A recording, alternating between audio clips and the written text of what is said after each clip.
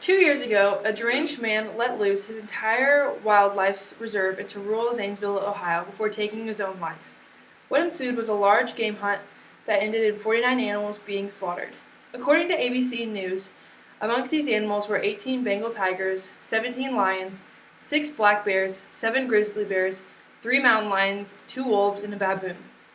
This mass murder came as a sad shock to the wildlife community, especially because Bengal tigers are an extremely endangered species, with only about 2,000 remaining in the wild. Terry Thompson, the man who let the animals loose, had just been released from jail on felony gun charges, and this calls into question how he got the permit to get the animals in the first place.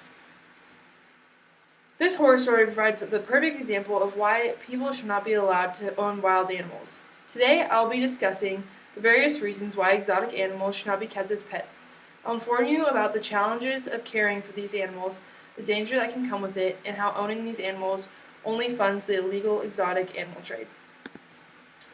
First and foremost, an exotic pet is defined as any animal that is removed from its natural habitat and kept in captivity, or in other words, as a pet.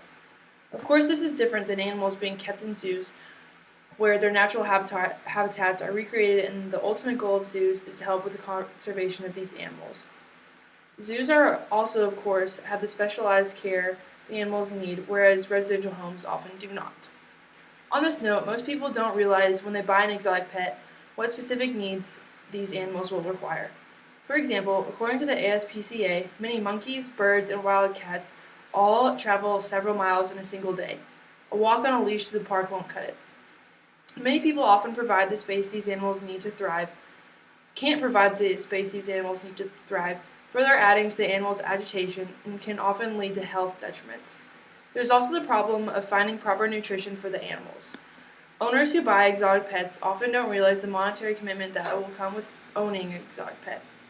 According to the Big Cat Rescue, the largest accredited sanctuary dedicated to abused and abandoned cats, food and vitamins for one big cat, for example a lion or a tiger, will run about $2,000 a year. Every day, a big cat eats about 15 pounds of bleeding meat, which will have to be frozen and defrosted every day for their meals. This is a lot of work, and not to mention that keeping meat in a home comes with health risk as well. When owners find out how much work can go into care, they often start to get lazy.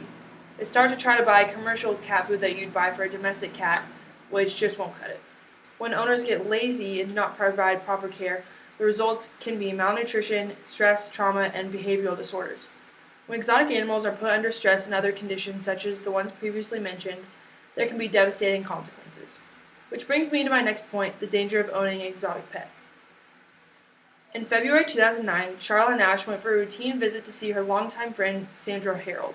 Harold owned a 200-pound chimpanzee named Travis, who had no history of violence. When Nash was called over to get Travis back in his cage, he began to attack her. Her entire face was essentially ripped off, and the police found pieces of Nash's fingers lying on the ground. The police also commented that it looked like Nash's hands had gone through a meat grinder. The months following the attack, Nash had to wear a veil over her face just so she wouldn't scare people, and she is now blind. Nash released a statement about the attack stating, "These exotic animals are very dangerous and shouldn't be around. There's a place for them, and that is not in residential areas. Chimpanzees are extremely intelligent animals and shouldn't be forced to do things they don't want to. Making a chimpanzee go in and out of a cage when its owner wants was not a good move, and obviously the consequences can be devastating." This is just one example of the many horror stories that are told about residential families trying to keep exotic animals. Experts believe, according to the ASPCA, that it took at least 5,000 years and perhaps even 10,000 for wolves to evolve into dogs and for them to become accustomed to humans. So, there are thousands of years between a wild and domesticated animal, meaning that the difference between owning a dog and owning a wolf, other than the obvious, is that dogs have thousands of years of growing used to being with humans, while exotic pets are not used to having humans in their natural environment. This can cause devastating results, as sometimes animals feel like they're being encroached on in their environments and they're throwing off the natural way of life, and this can cause them to become agitated and cause them to attack. One other aspect that foreign animal owners do not consider are the diseases a lot of these animals can carry. According to the ASPCA, 1 in every 3 reptiles carries salmonella and shigella. The U.S. Fish and Wildlife Service reports that 90% of reported green iguanas, a popular pet, carry some strain of intestinal bacteria. According to the Centers for Disease and Control Prevention, 75% of all new infectious diseases originate from non-human animals. The herpes B virus, which can be deadly to humans, can be transferred between monkeys and humans. I could go on and name many more examples of diseases that can be spread through animals, but the point is that animals, especially exotic ones, can carry many diseases that should be considered when buying a pet. Buying exotic pets also promotes illegal trade. According to PETA, the exotic pet trade business is one of the largest sources of criminal earnings behind only arms smuggling and drug trafficking. By buying an exotic pet, you are paying a criminal's way and contributing to a worldwide criminal system. To get these animals, dealers have to take animals from their native environments, most commonly from Australia, Africa, and Brazil. The animals are also subjected to awful treatment during the transport. Parrots can have their feet and beaks taped down so they can be put in tubes that can't be detected in the X-ray machines. Baby turtles are taped into their shells and stuffed into tube socks to get through security. Animals are subjected to all sorts of awful abuse to be smuggled into countries, so there should be no exceptions for this, no matter how bad someone wants a pet. Owning exotic pets can be both harmful to the animals and to their owners.